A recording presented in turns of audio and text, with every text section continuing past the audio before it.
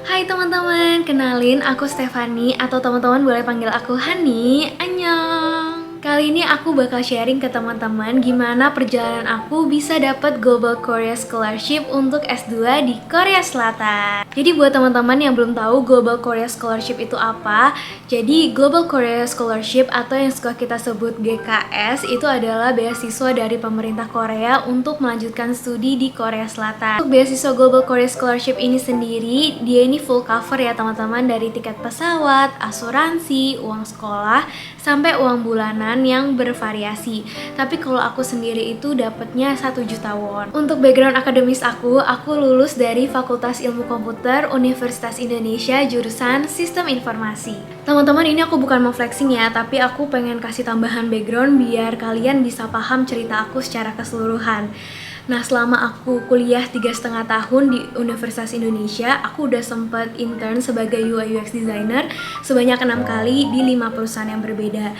Terus di semester 8-nya, aku juga berkesempatan jadi exchange student di Jeonbuk National University, Korea Selatan.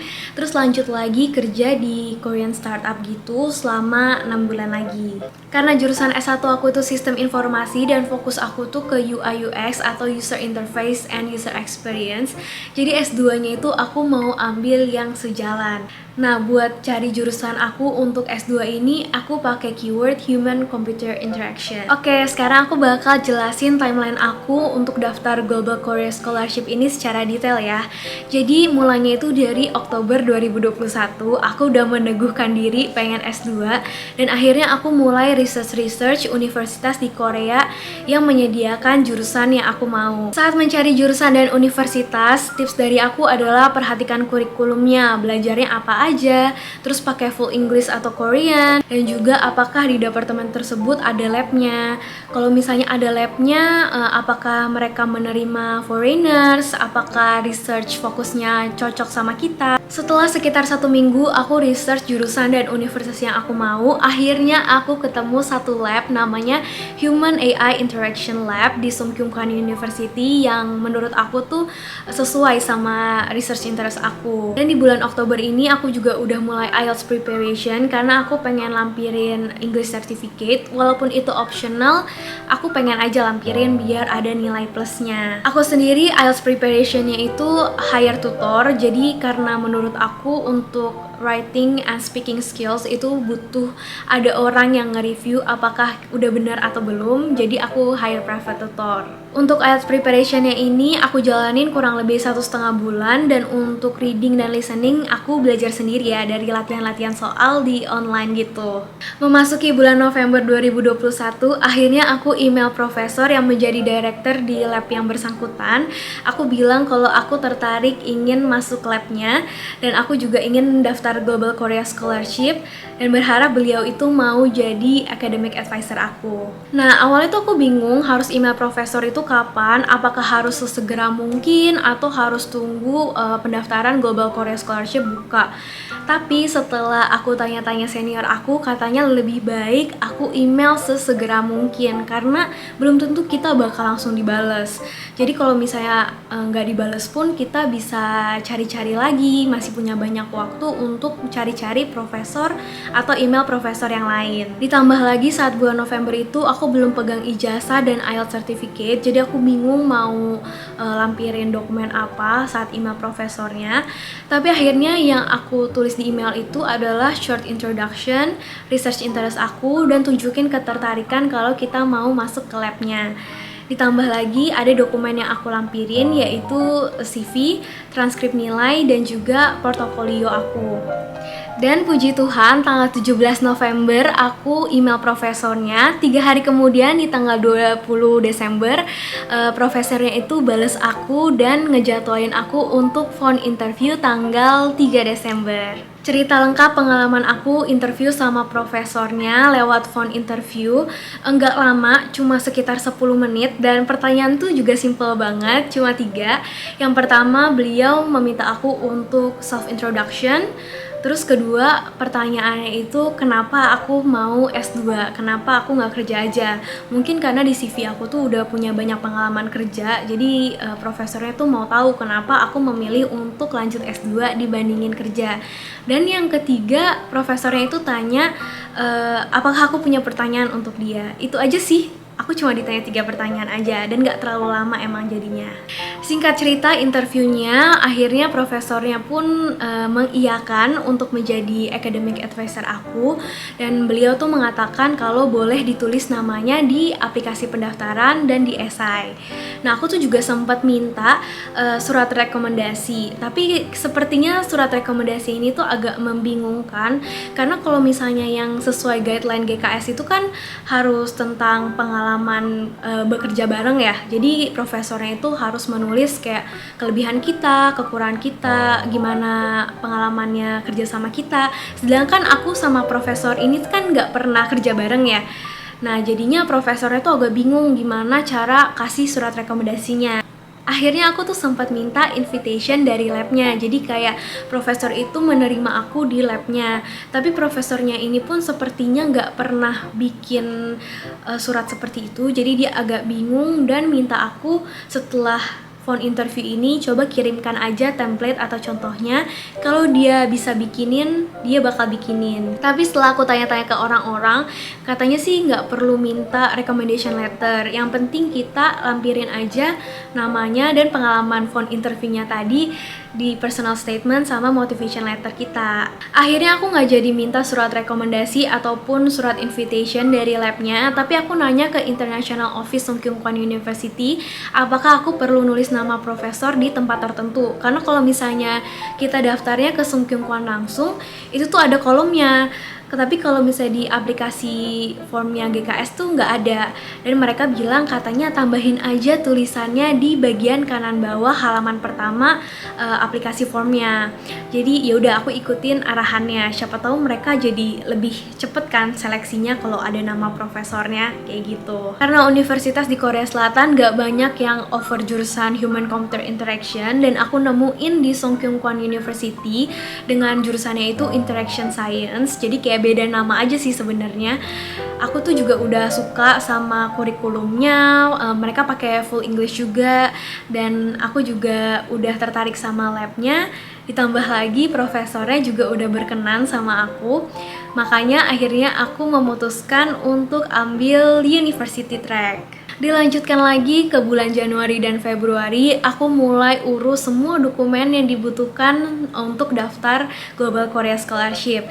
Dari bikin esai, personal statement, motivation letter, terus juga aku ada apostil dokumen-dokumen yang diperlukan. Untuk apostil dokumen menurut aku prosesnya itu panjang dan melelahkan banget, dari translate, notaris, ke Kemenkumham, Kemenlu, abis itu baru bisa diapostil di Kedubes Korea. Tapi kemarin itu aku urus semuanya sendiri dan kurang lebih memakan biaya segini. Menurut aku biayanya untuk apostil dokumen aja tuh lumayan ya, tapi ya kita emang harus melewati itu semua sebagai persyaratannya.